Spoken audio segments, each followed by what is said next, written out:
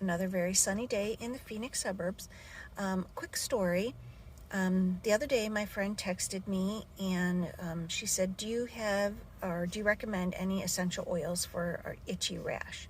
Now, I am a distributor for both Young Living and doTERRA, but I don't really do it as my business.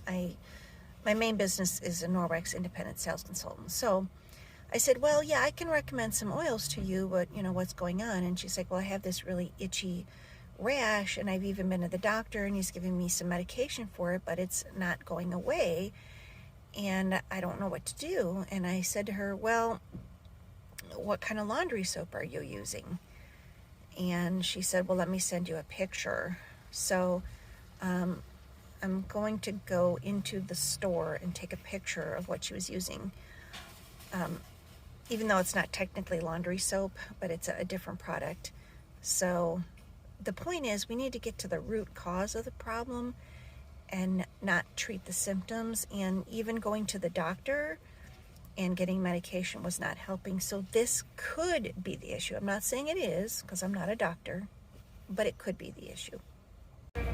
This is what she was using in her laundry.